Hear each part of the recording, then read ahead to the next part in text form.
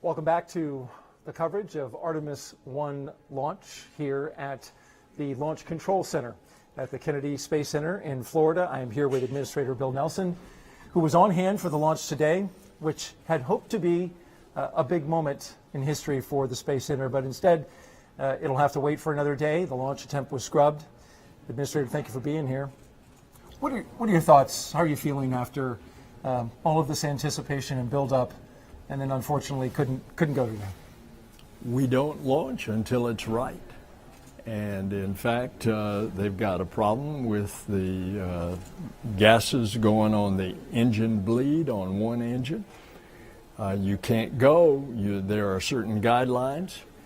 And I think it's just illustrative that this is a very complicated machine, a very complicated system, and all those things have to work.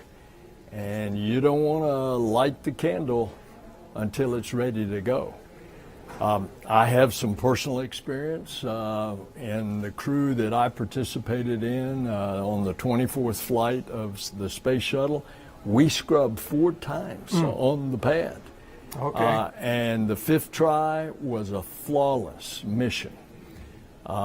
We know, had we launched on any one of those scrubs, it wouldn't have been a good day. And so that was Hoot Gibson and Charlie Bolden's crew.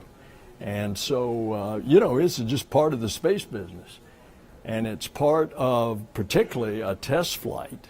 We are stressing and testing this rocket and the spacecraft in a way that you would never do it with the human crew on board. That's the purpose of a test flight. And you talk about the complexity, and certainly that is the case here, and learning as we make these attempts. In fact, this engine bleed was something that they wanted to see in wet dress rehearsal number 4, didn't get an opportunity for it. So for the hardworking team that is still here actually gathering data from this rocket and its current configuration, any message for the launch team? I want them to know that they're doing the perfect job that they always do. They're taking an opportunity while that vehicle is still fueled up to work this problem, and they're going to work it. They'll get to the bottom of it. They'll get it fixed, and then we'll fly. And when we fly, we hope to have all of our guests back. Of course, there were big crowds here for this attempt. A lot of special guests, including Vice President of the United States, Kamala Harris, was here. Did you keep them briefed on what was happening and what happens next? Yes. She and I had a good visit. I met her at the airplane. I came straight here to talk to some of the launch control folks, and she is fully briefed on the whole thing.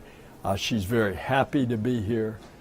She is an enthusiastic space booster, as is President Biden. So this whole thing will make our country proud. And Kamala Harris also chairs the National Space Council, so has a big role in our space program here. Senator Nelson, Administrator Nelson, thank you for your time. Appreciate you being here. Thanks.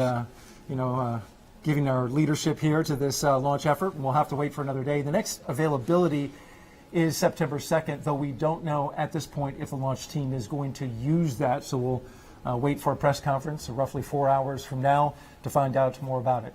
That's it for now for NASA TV and the Artemis I launch attempt coverage. I'm Daryl Nail signing off. Have a good day.